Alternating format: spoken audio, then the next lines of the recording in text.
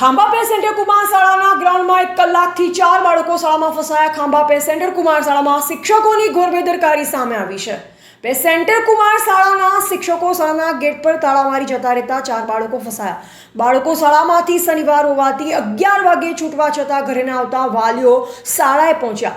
Khambha pay centre Kumar શાળાના ગેટમાં 1 કલાકથી તાળા માર્યા હતા. બાળકો 1 કલાકથી વધારે સમયથી ભૂખ્યા અને તરસ્યા શાળાના ગ્રાઉન્ડમાં ફસાયા. જિલ્લા શિક્ષણ અધિકારીને રજૂઆત કરાતા શાળાના તાળા ખોલવામાં આવ્યા. રિપોર્ટર બિપિન રાઠોડ, જિલ્લા બ્યુરો ચીફ, અમરેલી. મારું નામ મેવાડા નિકુંજ મુકેશભાઈ. કેટલા ધોરણ ભણશો? ધોરણ 8. કેટલા છોકરા તમે અંદર છો? 4. હા, અને શું તમને શિક્ષકો કેમ તાળું મારી દીધું?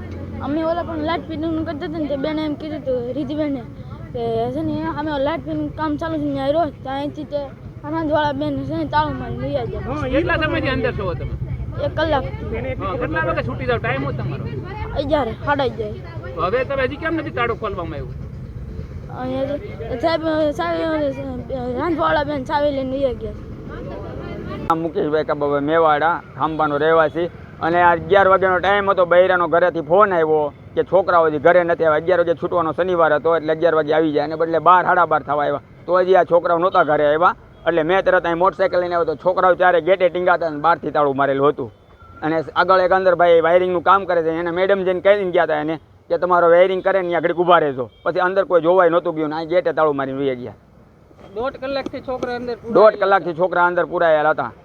શિક્ષકોને આપણે જાણ કરી તો તરત આવ્યા હતા કે નહોતા આવ્યા? શિક્ષકોને 1 કલાક જાણ કરી તો એને બદલે 1.5 કલાક થઈ, કોઈ આવ્યું નહોતું. એને સાહેબે એકબીજાની ચાવી હતી, ચાવી કોઈ પણ મારી પાસે નથી, મારી પાસે કર્યું હતું. આવી રીતે છોકરા પુરાઈ ગયેલા હોય તો શું થાય છોકરાનું? છોકરા 1.5 કલાક ના હોય, 2 વાગી જાય તો ભૂખ્યા અંદર ત્યાં શેકાયા કરે, બીજું શું થાય આનું?